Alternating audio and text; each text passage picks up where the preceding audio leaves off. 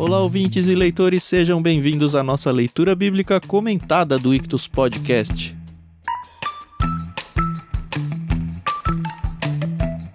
Eu sou o Thiago André Monteiro, @vulgutan, e hoje a gente vai entrar no capítulo 30 do livro de Gênesis. Para conversar com a gente, estou aqui com Thiago Moreira e Carol Simão, e talvez vocês escutem aí ao fundo o filhinho da Carol. Se entrar algum áudiozinho curto, eu vou deixar vazar de propósito, só para vocês conhecerem o Benjamin, tá bom? Tudo bem com vocês? Tudo bem. Oi, pessoal, tudo bem? Aqui é a Carol Simão e hoje sim estou acompanhada por 3 cavalheiros, né? O menorzinho ainda é um padawan.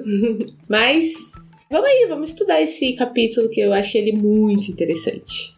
Olá, ouvintes, leitores. Bom chegarmos aqui no capítulo 30, essa história, o desenvolvimento da família aqui de Jacó, o nascimento de muita gente nesse capítulo. Ainda não do Benjamin, só o Benjamin da Carol que está aqui ainda.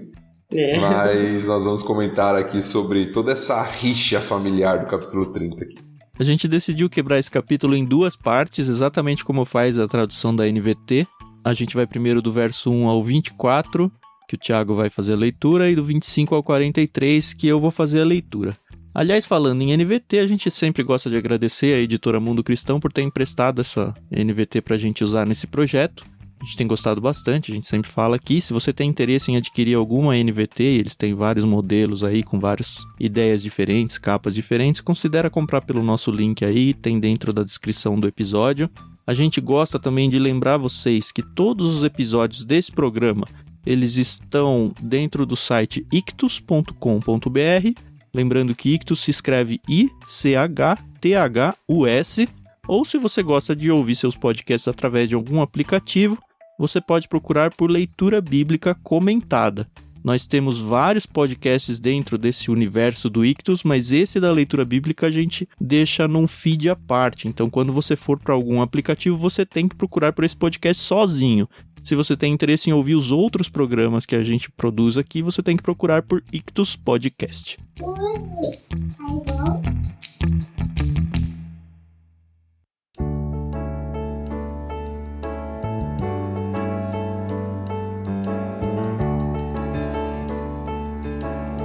Vamos fazer a leitura então do 1 ao 24, Thiago? Vamos lá.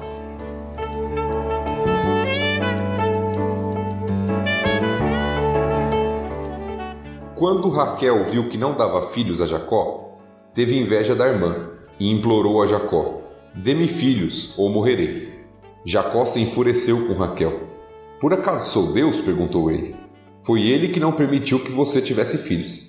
Raquel lhe disse: "Tome minha serva Bila e deite-se com ela.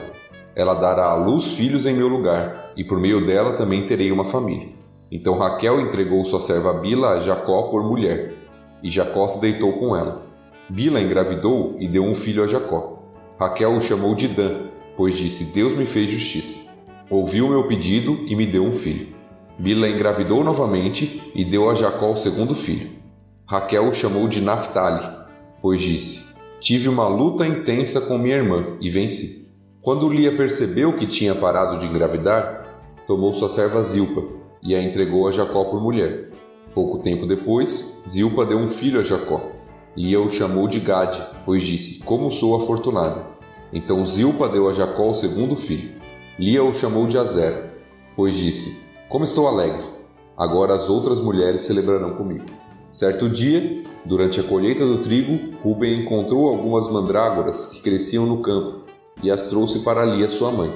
Raquel suplicou a Lia: "Por favor, dê-me algumas das mandrágoras de seu filho." Lia, porém, respondeu: "Não basta ter roubado meu marido? Agora também quer roubar as mandrágoras de meu filho?" Raquel propôs: "Em troca de algumas mandrágoras, deixarei que Jacó se deite com você esta noite."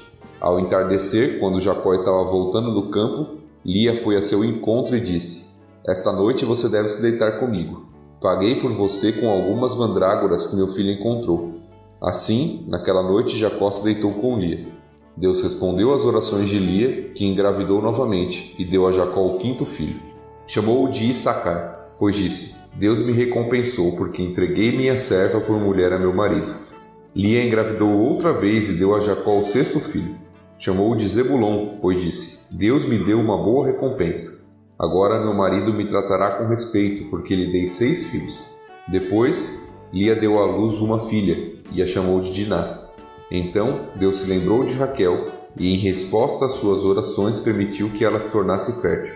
Ela engravidou e deu à luz um filho. Deus tirou a minha humilhação, declarou, e o chamou de José, pois disse: que o Senhor me acrescente ainda outro filho.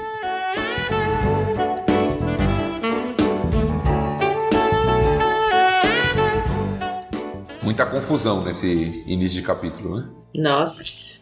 É coisa de menina, né, Carol? Coisa de mulher. Ah, pronto.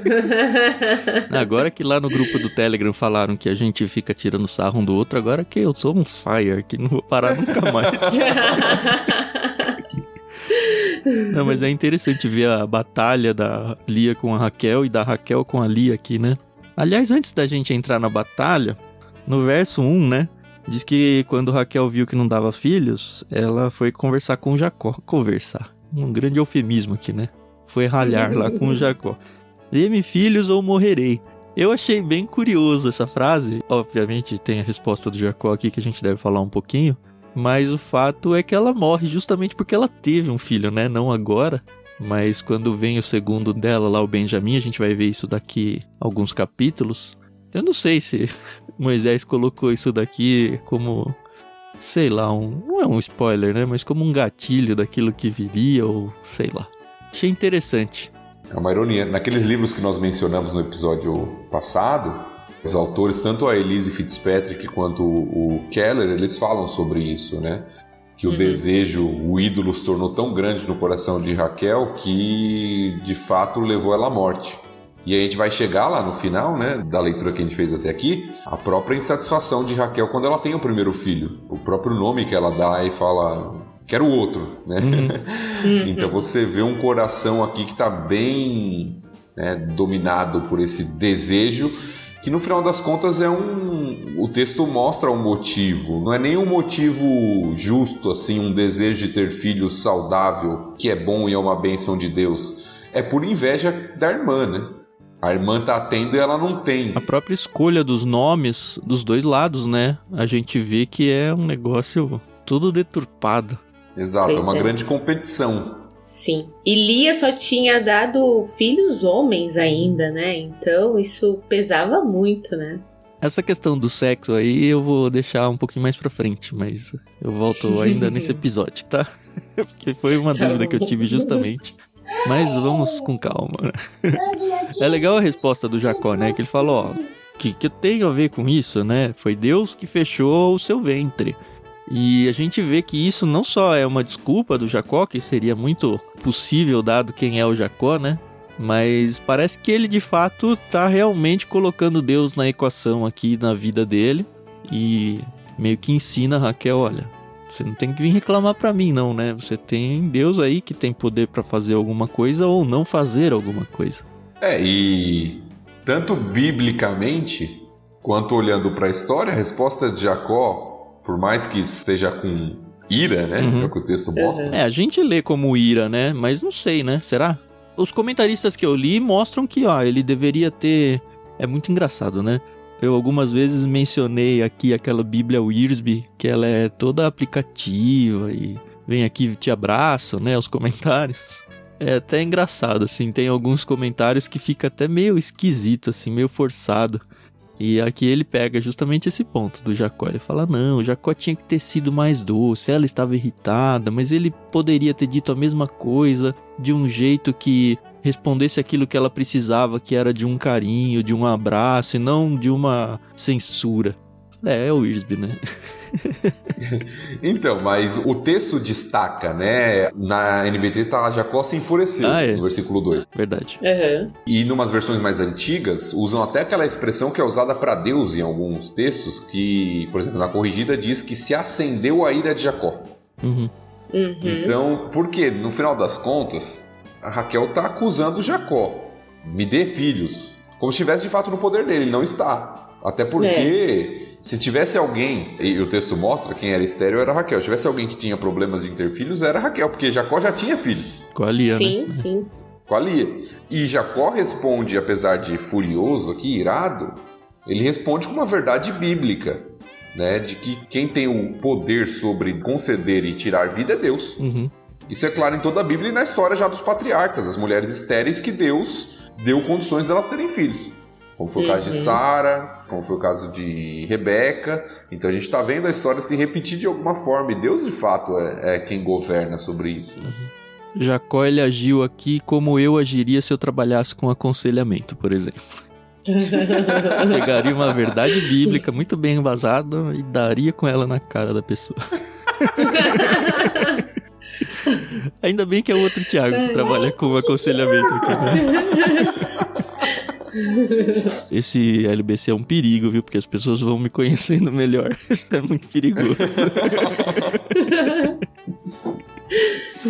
Conhecendo nossos pecados, né? Mas, ó, a resposta da Raquel foi, de novo, né? Aqueles reflexos que passam de geração para geração, né? Porque é impossível ler esse trecho sem se lembrar da Sara, na época ainda Sarai, dando a serva dela, a Agar, para o Abrão ainda na época, né?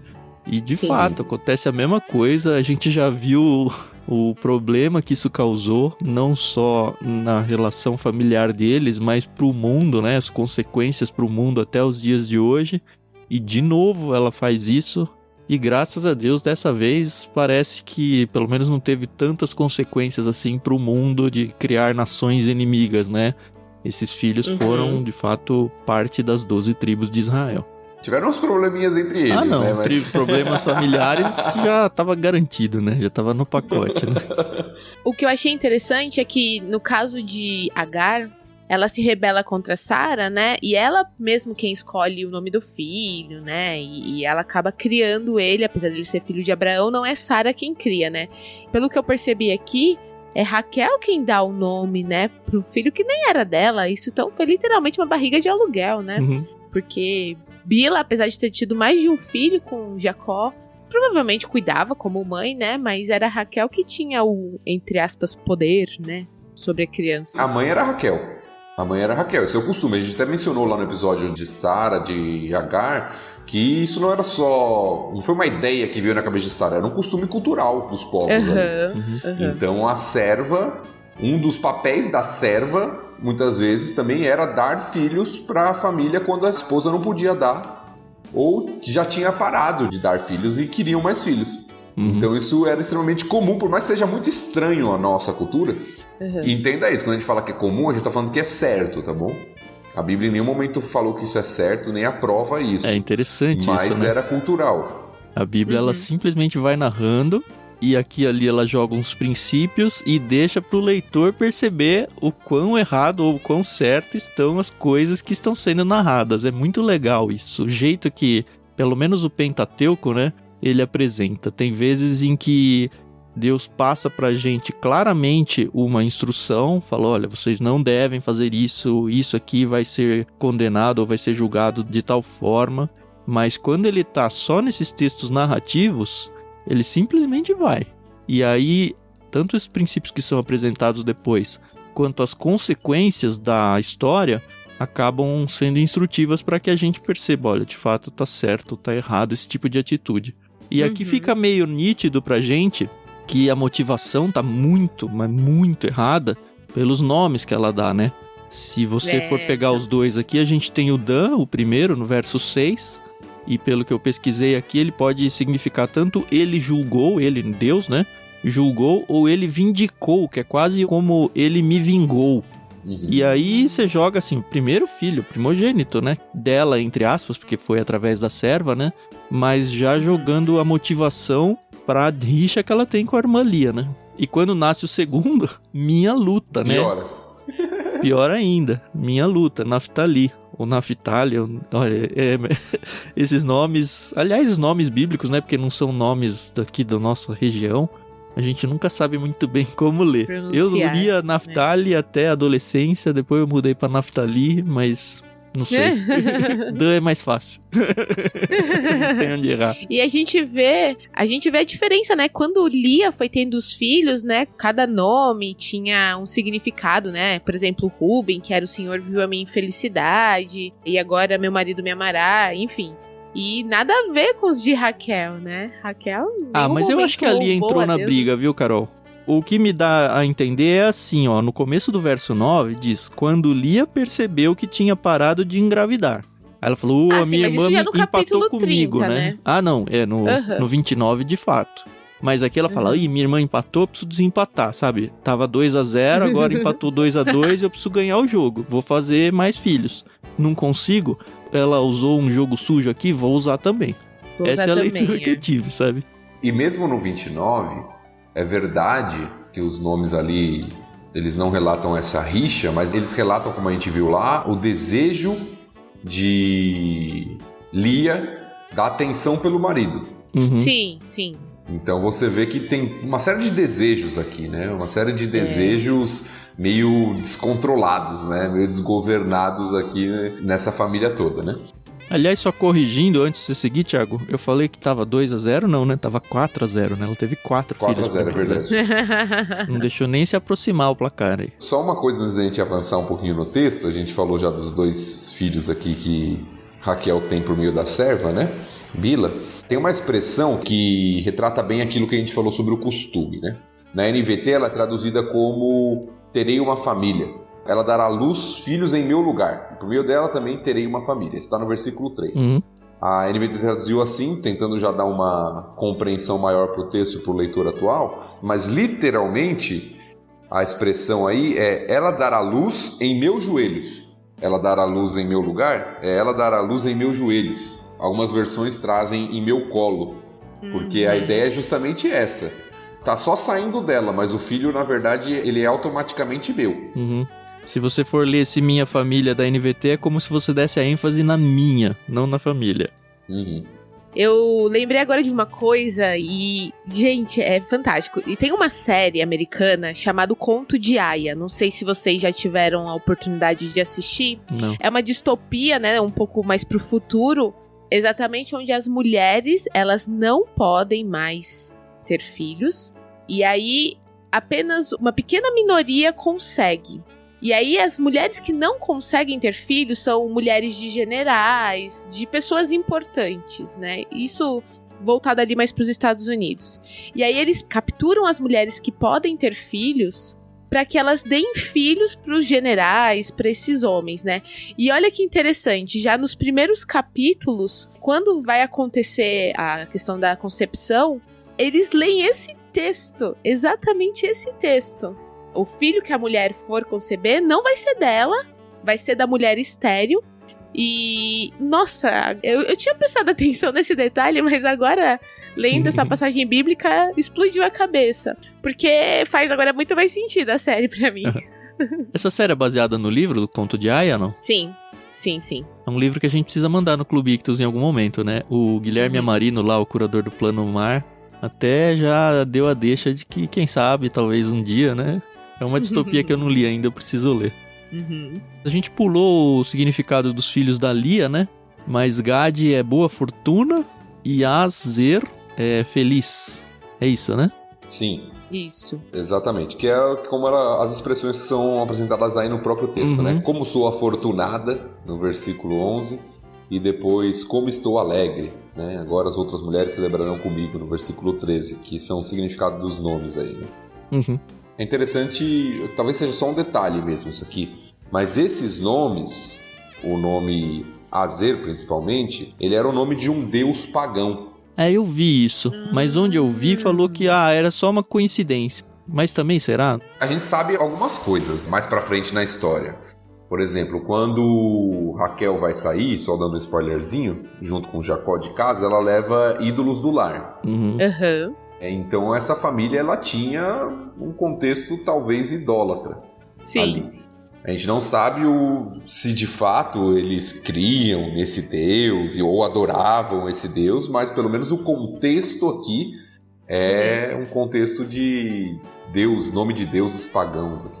Essa parte dos deuses do lar eu li, eu acho que foi na Bíblia Arqueológica, falando que quando você tinha filhos e não sabia direito como ia ficar a herança, era alguma coisa por aí, eu devia ter anotado isso. Se você precisasse ir para tribunal para defender que, olha, a herança tem que ser minha, e você fosse o portador dos ídolos do lar, como se fosse algo que seu pai passou para você, olha, você é o meu filho mais importante, então você vai ficar com os ídolos do lar. Isso judicialmente dava garantias maiores para isso.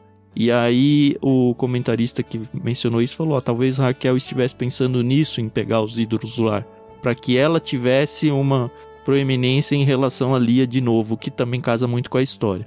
Eu nunca tinha lido nada a respeito, mas assim, que eles são de fato uma família pagã, vai ficar até mais claro aqui pra gente no final desse capítulo mesmo, no momento lá que a gente já vai chegar também, numa conversa que o Labão tem com o Jacó. Aí chega a parte da história, ou uma das partes da história, que envolve bastante superstição, né? É. A gente vai ter mais de uma, né? É pelo menos duas, né? Nesse texto aqui, né? Que é a questão das mandrágoras. Sabe que eu sempre li mandrágoras pensando numa flor? E não é. É uma fruta. Sim. E pelo jeito, não muito comum, né? É. Pelo menos foi a talvez não impressão muito que o texto comum deu. no local lá, mas se você for fazer uma busca na internet hoje por mandrágoras, diz que ela é, deixa eu ver, planta região nativa do Mediterrâneo, que é mais ou menos onde eles estavam, né? Não é exatamente o Mediterrâneo, mas eles estão perto ali do mar. E o interessante é falar que a mandrágora, eu tô lendo aqui no Infoescola, tá bom? Infoescola.com. A mandrágora, cientificamente dominada, um nome esquisito aqui, é um vegetal pertencente à família das, outro nome esquisito. Ela é famosa por supostamente apresentar algumas qualidades de natureza medicinal, tais como atributos afrodisíacos, alucinógenos, analgésicos e narcóticos. Ela é uma plantinha meio laranja, uma frutinha, né? E aí, se você vai para esse lado de que ela é afrodisíaca, a gente vê aqui o relato, né, que o Rubem, que era o primeiro filho da Lia, encontra, traz para a mãe, e a Raquel quer pegar essas mandrágoras, e quando você olha pro afrodisíaco, você pensa, bom, ela quer engravidar de novo, né? Por isso que ela tá querendo. Uhum. De novo não, ela quer engravidar, porque ela não engravidou ainda. De novo, né? é verdade. Ela quer engravidar. Na verdade, ela quer brigar mais com a Lia, ela quer apresentar um filho que venha do ventre dela. Só que o tiro sai pela culatra aqui, né? Porque nessa negociação aqui, onde o Jacó é o produto, né? Que é bem bizarra, por sinal. O que acontece é que a Lia engravida, né?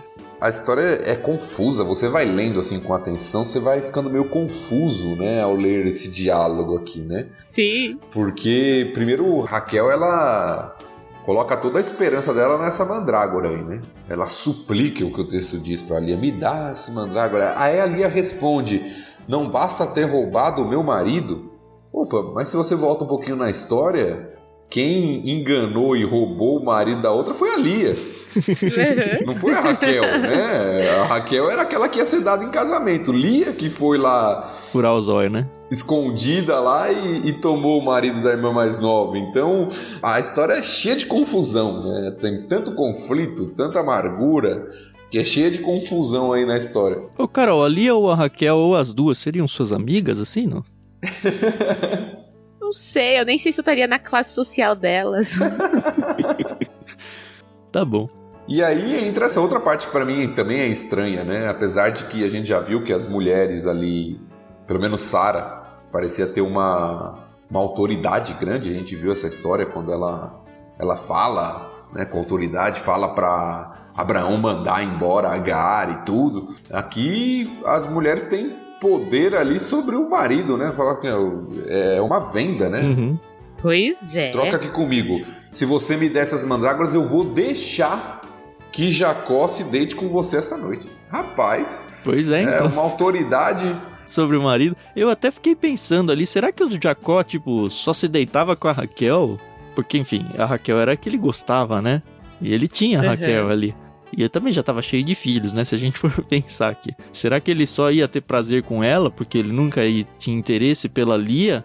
E aí a Raquel falou, não, agora eu te vendi, vai lá, porque eu fiz uma negociação aqui com ela, próxima noite você pode ir com ela lá. Não, você pode não, né? Você tem que ir com ela. Pra mim isso é muito confuso por causa da poligamia, né? Porque, poxa, quando elas deram as servas, a gente também não vê aqui ele questionando nada, né? Ele ainda tem 2 filhos, né? Com as servas. Então, não sei. É homem, assim. né, Carol? É homem. Homem é difícil, né? Não é. Acho difícil, Não, isso. essa questão da serva, por mais que seja muito estranho pra gente, eu até tento entender pela questão cultural, que era comum. Mas essa negociação aqui, realmente, eu fico muito confuso. E depois chega a Lia, né, e fala, olha, essa noite você vai deitar comigo porque eu paguei por você. Pois é. É Eu muito queria ver se bizarro, fosse o contrário, o pessoal reclamando hoje em dia. né? Se bem que tem muita coisa meio contrário, né? A própria doação aí das concubinas aí já mostra um pouco. E o mais, pra mim, o ponto alto da confusão da história, o mais difícil, é o versículo 17, que diz: Deus respondeu às orações de Lia, que engravidou novamente. Ou seja, em meio a toda essa trama, em meio a toda essa confusão, e vende o marido pelas mandrágoras e não sei o que e tal, Deus responde às orações de Lia. O que mostra que a Lia tava orando, né? Com motivações erradas. É muito estranho Deus responder orações de motivações erradas. Exato, você vê toda a confusão. É lógico que existia, como a gente falou, um desejo que envolve muitas vezes a própria oração, a busca pela concretização desse desejo aqui por meio da oração. Mas como Deus é um Deus de misericórdia, né? Eu vejo muito isso nesses textos, porque Deus não exige, até porque se exigisse não haveria relacionamento, né? Nem resposta. Mas Deus não exige que haja perfeição da nossa parte para Ele agir em nosso favor. E eu acho interessante a resposta da Lia em relação a essa oração, quando ela dá o nome de Issacar pro filho. Porque fala aqui no texto, né? Deus me recompensou porque entreguei minha serva por mulher a meu marido. Como se isso fosse uma atitude correta dela. E ela realmente interpreta dessa forma, a ponto de dar o nome de Issacar, que significa, ou pelo menos o termo se lembra, recompensa ou meu arrendamento, né? Olha, eu arrendei aqui a minha concubina e isso foi bom diante dos olhos de Deus e aí ele me recompensou por causa disso. É tão triste, né? E no verso 20 parece que ali ainda estava tentando conquistar o respeito do Jacó, né? Ela é meio bipolar nesse sentido, porque a gente já viu ela, não, agora eu vou só olhar para Deus, não, agora eu vou voltar para o Jacó, não, agora... E a gente tá lendo esse texto correndo, né? Mas pense, isso foram anos e anos de rixa entre as duas irmãs. A gente não sabe o quanto uma ficava tirando sarro ou instigando verbalmente uma a outra. E isso vai minando com o emocional de qualquer pessoa, né? E aí quando vem o Zebulon, ela dá o nome de presente ou de honra, que é o significado dos dois aí. E se a gente for ver, ela teve metade dos filhos, né? 6 filhos aí, dos 12 que vão se tornar as tribos aí, vieram do ventre mesmo da Lia. E é interessante que por mais que os filhos da serva fossem considerados filhos dela, nós vemos que há uma diferenciação. A própria Lia reconhece, né? Porque ela chega e diz exatamente isso. Agora meu marido me tratará com respeito porque lhe dei 6 filhos. Tinha mais 2, na verdade, eram 8 já. Porque os 2 da serva. Mas ela reconhece essa própria diferenciação. Tanto é que Raquel tem 2 filhos de serva, mas ainda está na luta por ter o filho dela, né? Sim. Parece que existia uma diferenciação mesmo. Era um filho, talvez um filho aí de segunda classe, né? O filho da serva. E aí nós chegamos à primeira filha, né? Acho que o Tiago falou que ia mencionar algo a respeito disso. Versículo 21 fala de Diná. Quando eu li esse trecho, eu pensei, será que ele só teve uma filha? E aparentemente, pelo menos assim na primeira leitura, é isso que dá a entender. Mas também pensei, será que eles tiveram, ele e Jacó, né? Será que o Jacó ele teve mais de uma filha, só que a única mencionada é por causa da história que vai acontecer lá no capítulo 34, que como a gente está perto eu não vou adiantar, mas ela vai se tornar um personagem de uma das narrativas aqui, ou ela era a única filha? E aí assim, a princípio eu pensei, deve ser a única filha, eu que tô viajando, mas aí depois eu vi num outro comentário que não, Jacó teve outras filhas. Teve outras filhas? Então, cara, olha só. Vai no capítulo 37, verso 35. Aliás, nem dá pra ir pela NVT, tem que pegar um outro. Você tá com ela fácil aí, Thiago? Você tem aberto na tela, né? Tem. Vai aí. Todos seus filhos e suas filhas. Tá falando de Jacó aí, né? Tá falando de Jacó. Aí ele menciona, na NVT eles traduziram como a família toda, mas o termo é todos os seus filhos e suas filhas. Então tem mais de uma filha. E no 46:7, deixa eu ver se a NVT também vai nos trair aqui. Sim, seus filhos, seus netos, suas filhas, suas netas. Todos os seus descendentes.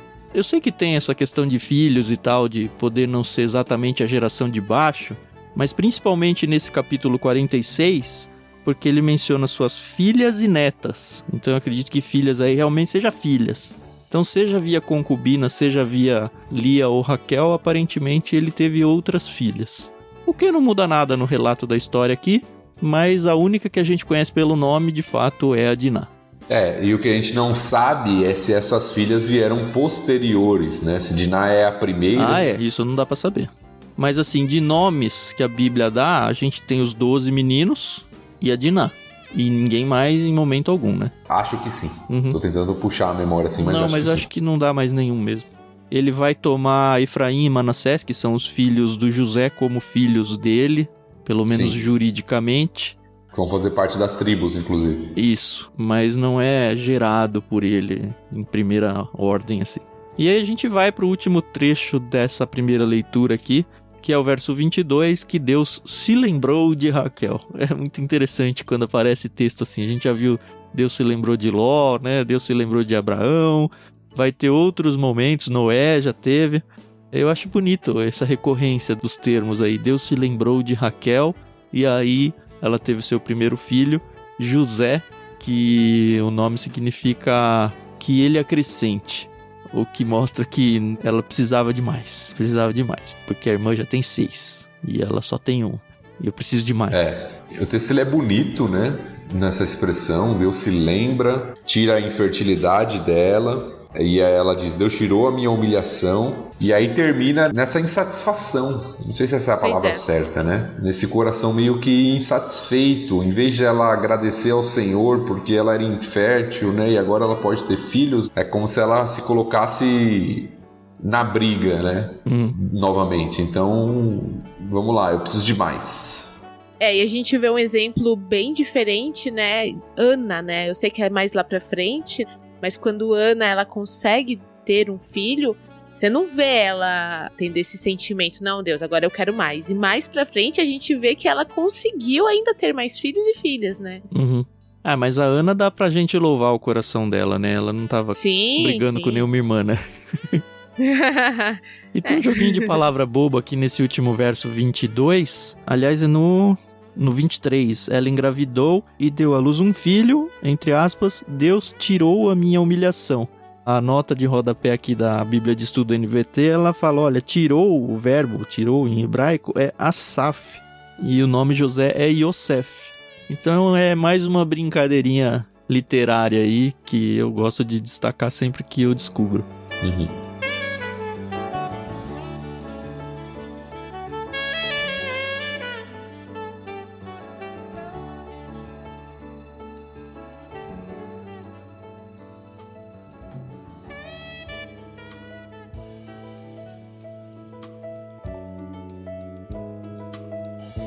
Podemos seguir na sequência do texto, não? Sim. Então eu vou ler do 25 até o final.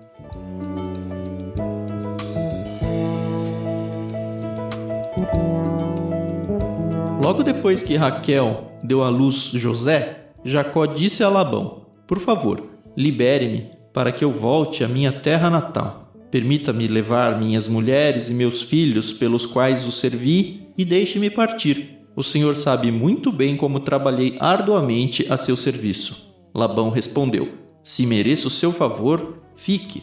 Eu enriqueci, pois o Senhor me abençoou por sua causa. Diga-me, qual será seu salário? E qualquer que seja o valor, eu lhe pagarei. Jacó respondeu, o Senhor sabe como trabalhei arduamente a seu serviço e como seus rebanhos cresceram sob meus cuidados. De fato, o Senhor tinha pouco antes de eu chegar, mas sua riqueza aumentou consideravelmente. O Senhor o abençoou por meio de tudo que eu fiz. Mas e quanto a mim, quando começarei a cuidar de minha própria família? Quanto quer receber de salário? Perguntou Labão mais uma vez. Jacó respondeu, não me dê coisa alguma. Se o Senhor fizer o que lhe direi, continuarei a cuidar de seus rebanhos. Deixe-me inspecionar seus rebanhos hoje e remover todas as ovelhas e cabras salpicadas e malhadas, além de todas as ovelhas pretas. Elas serão o meu salário. No futuro, quando o Senhor conferir os animais que me deu como salário, verá que fui honesto.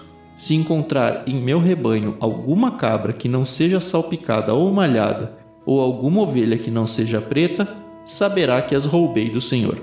Está bem, respondeu Labão. Será como você diz. Naquele mesmo dia, porém, Labão saiu e tirou do rebanho todos os bodes listrados e malhados, todas as cabras salpicadas e malhadas ou com manchas brancas, e todas as ovelhas pretas. Colocou os animais sob os cuidados de seus filhos, que os levaram a um lugar a 3 dias de viagem de onde Jacó estava.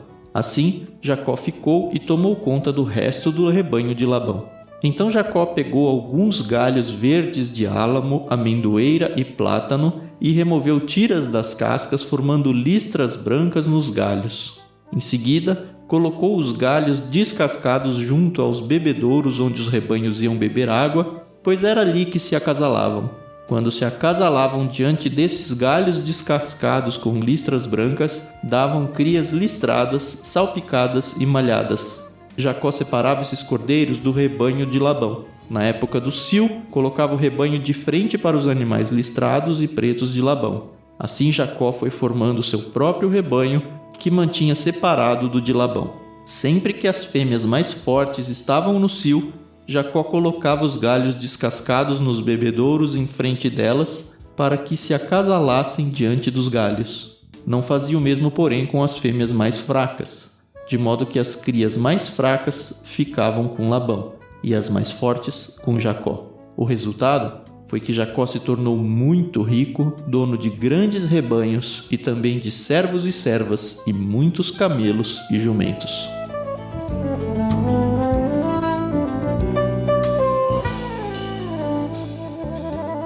O texto abre com Jacó querendo voltar para casa, né?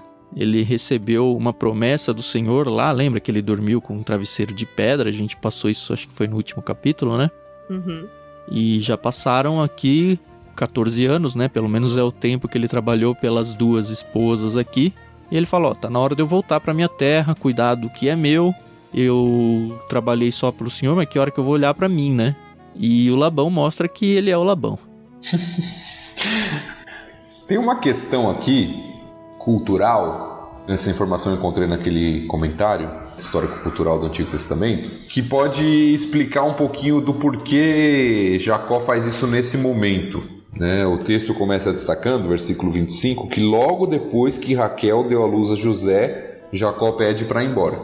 E aí o que esse comentário destaca é que uma mulher estéril, né, que não podia ter filhos, ela poderia, isso mostra, a gente já falou bastante sobre a importância de ter filhos na sociedade para a mulher, mas o contexto da época diz que uma mulher estéril podia ser descartada pelo marido e tendo que retornar ao seu lar, proteção dos seus parentes, dos seus pais. Uhum. É claro que Jacó, por amar Raquel, não faria isso, pelo que a gente vê no texto aqui, mas talvez a insegurança de Labão ou todo o contexto histórico nessa questão. Enquanto Raquel não tiver filha, ela não está segura. Ela pode ser descartada, ela pode ser desprezada. Então, o fato de Raquel ter tido filhos talvez dê uma segurança maior para Jacó para fazer esse pedido para Labão. Tá. Que esse era o contexto histórico, né? Uma mulher infértil, ela poderia ser simplesmente, não quero mais, entendeu? Tô de volta. Não me serve para nada, né? Uhum. Mas eu, se fosse Jacó, eu nem ia tentar nada. Poxa, ele foi enganado pelo sogro, né? Eu não confiaria no Labão. Eu entendo que ele deve ter pensado que a promessa que Deus fez com ele já estava concluída, né? E por isso que ele quis voltar para casa. Mas achei ele muito corajoso, essa aqui é a verdade. É verdade. O texto da NVT, ele esconde um detalhezinho que... eu acho que é informação. Informação é sempre bom, né? Se a gente for reler o 27 aqui, ó, Labão respondeu, se mereço o seu favor, fique. Eu enriqueci, pois o Senhor me abençoou por sua causa. Certo? Uhum. Aparentemente ele identifica, olha, Deus está do seu lado e eu só me enriqueci por causa de Deus. O que dá a entender aqui que Labão talvez esteja colocando Deus na sua vida aqui, vai. Se a gente for ler o texto de novo da Almeida, Labão lhe respondeu, ache eu mercê diante de ti, fica comigo. Tenho experimentado que o Senhor me abençoou por amor de ti. o que a gente pode ler e pensar, é só um jeito mais difícil de dizer a mesma coisa. Mas se a gente for lá pro original, a gente vai descobrir que esse tenho experimentado, que nem aparece na NVT, na verdade é por meio de adivinhação descobrir. O que mostra que Labão usava esse tipo de artifício pagão, que era bem comum mesmo, de tentar descobrir fatos desconhecidos através de, sei lá como, mas de alguma mandiga. Que é como tá traduzido na NVI. Ah, como é que tá aí? A NVI tá exatamente assim, como na expressão que você usou. Peço-lhe que fique, por meio de adivinhação, descobrir que o Senhor me abençoou por sua causa. Interessante. E é interessante ver que isso era um ato proibido para Israel, justamente porque colocava outros deuses ou outras coisas na frente de Deus. Então não tomem aqui o Labão como alguém que está realmente se colocando aqui. E é interessante ver que mesmo essas adivinhações, elas mostram a verdade, né? Pelo menos nesse caso. Posteriormente proibido, né, Tiago? Ah, posteriormente. Mas eu tô pensando no leitor desse texto aqui, de Moisés escrevendo pro povo de Israel. É só um detalhe que eu queria colocar, mas que mostra pra gente, não tão claramente pelo menos, que esse era o contexto religioso aí da família do Labão, né? E a gente também não sabe, por se tratar de Labão, o quanto ele tá falando a verdade também, né? Se tá só tentando convencer, né? Será que realmente ele descobriu por adivinhação ou ele tá tentando enganar Jacó de novo? Não dá pra saber ali, né? A briga ali entre os dois é complicada, né? Nesse não me surpreenderia, surpreenderia, né?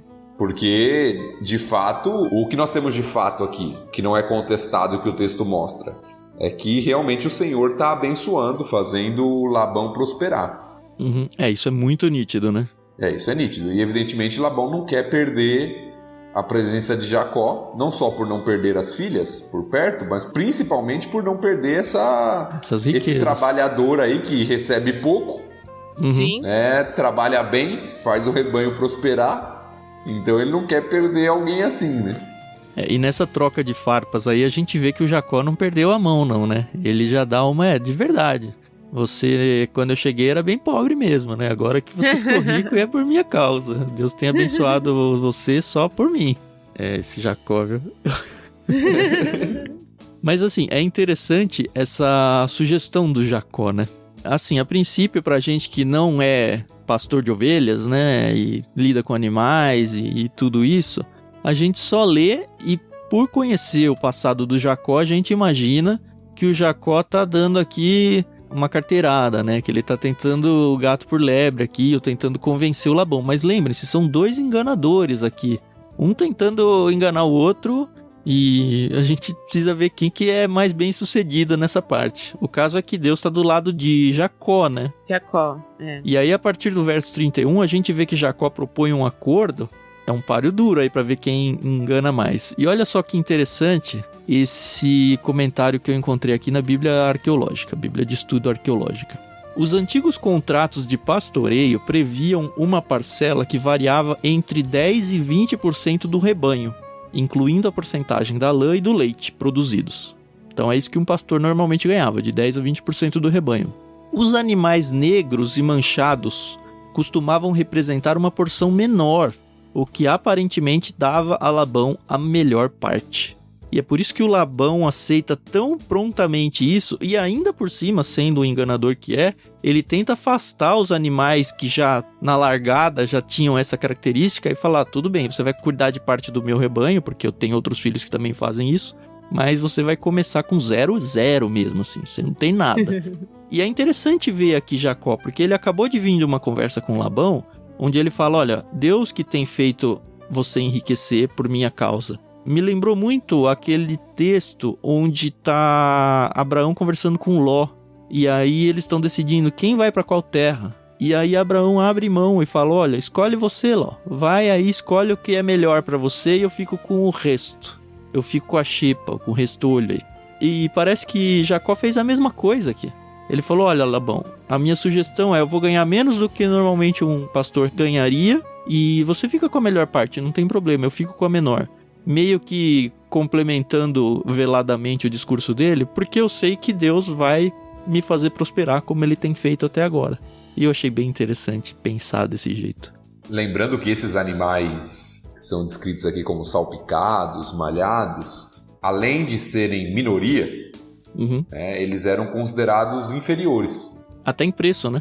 Até em preço. Os melhores eram aqueles que não tinham isso. Era considerado uma espécie de defeito. E eu acho que isso tem até alusão quando ele vai falar lá na frente sobre o sacrifício, de que o animal não podia ter mancha, lembra? Sim, defeito. Jacó aqui, pelo menos nesse primeiro momento, não parece querer enganar, não. Depois a gente vai ver que ele vai usar um artifício lá, que a gente vai discutir, para aumentar o rebanho dele. Mas nesse primeiro momento, ele tá, olha, eu quero ir embora. O que você quer aí de salário? Não, me dá aí o que sobra aí, né? O Senhor vai me abençoar. Então parece que a negociação aqui é Labão tentando tomar vantagem, né?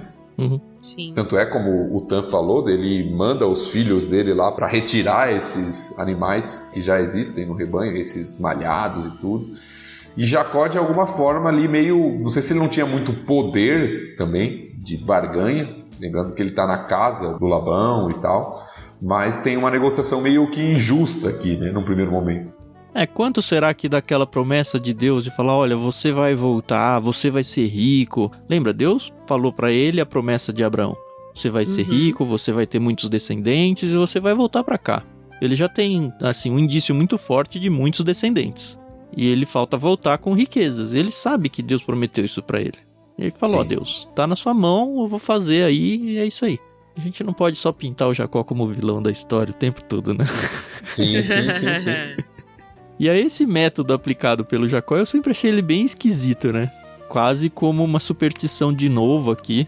Tem até um ou outro comentarista que tenta meio que achar uma explicação, passar um pano, dizendo que do mesmo jeito que as mandrágoras lá, elas eram afrodisíacas, fazer essa descascada dos galhos aí, colocar nos bebedouros, fazia com que chegasse algum tipo de... Não sei se afrodisíaco é o nome para animais também, mas que eles acasalavam melhor, ou que eles acasalavam naquele contexto ali de tomar aquela água, não sei. Mas o fato é que, de uma forma milagrosa, Deus faz o que precisa fazer. A gente tem hoje muito mais informação genética e tudo do que o Jacó tinha na época, e com certeza o Jacó tinha muito mais experiência de campo, porque lembra, ele era pastor lá na casa dele, lá quando ele estava ainda com o irmão dele, ele que era o pastor. Então ele já manja dos Paranauê lá e ele sabe como tratar e procriar o rebanho e tudo mais. Talvez ele só use ali a experiência que ele já tem, mas o fato é que Deus claramente está agindo para fazer com que ele se torne mais rico e Labão não. É interessante que a gente não passou nesse texto hoje, mas mais pra frente, quando tiver a briga entre ele e o Labão, a gente vai ver que o Labão várias vezes muda o acordo. Ele fala, não, agora as malhadas são minhas, não, agora são as brancas.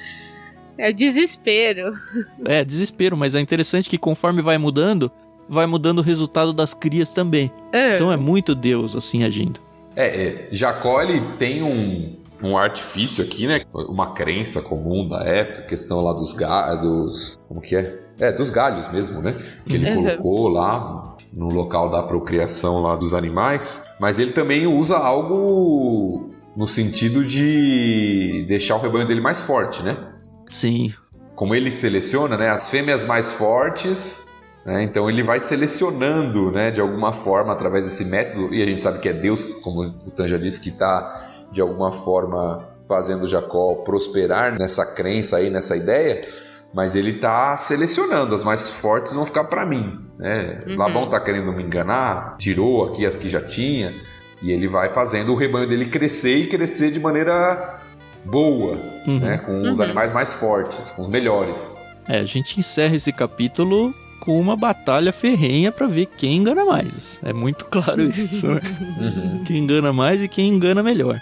E, de fato, não acabou essa história, né? O capítulo 31 vai mostrar o desfecho disso tudo, quem enriqueceu, como que o Jacó vai fugir de casa ou sair de lá, né? A gente vai passar tudo isso aí no próximo episódio. Alguém tem algo mais a falar desse trecho? É só o versículo, o último versículo do capítulo que a gente está analisando, ele já apresenta um spoilerzinho, né, desse resultado, de Jacó se tornando muito rico. Uhum. O texto já mostra que ele consegue, que dá resultado, ele fica muito rico, se torna dono de grandes rebanhos, de servos, servas, muitos camelos e jumentos. Então começa a aparecer outras coisas que não é só o rebanho, né? Exatamente. Ele começa a ficar rico e se preparar para sair com as riquezas. Exatamente, é o cenário sendo montado para mostrar que Jacó tem condições de sair e montar e viver no seu próprio clã.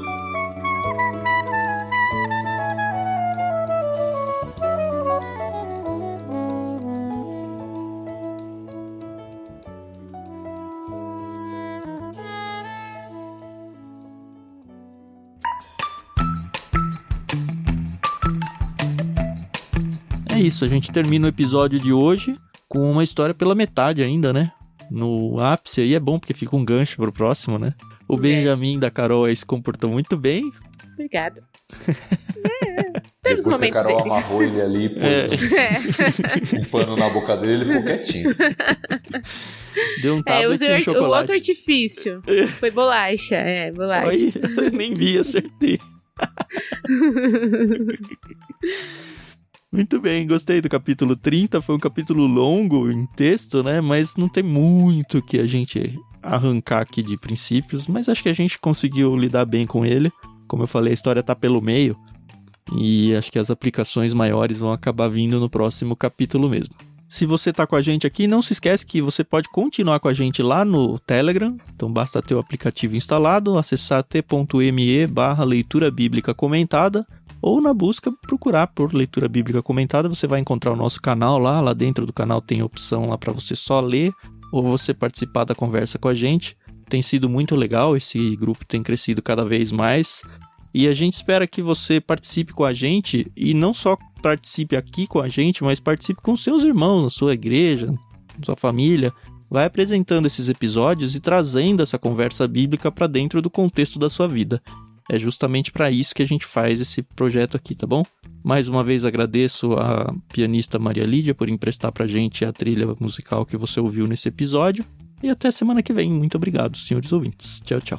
É isso aí, pessoal. É sempre um prazer conversar com vocês e a gente se ouve no próximo episódio. Até mais. Até semana que vem. Nos vemos no capítulo 31 de Gênesis. Até mais.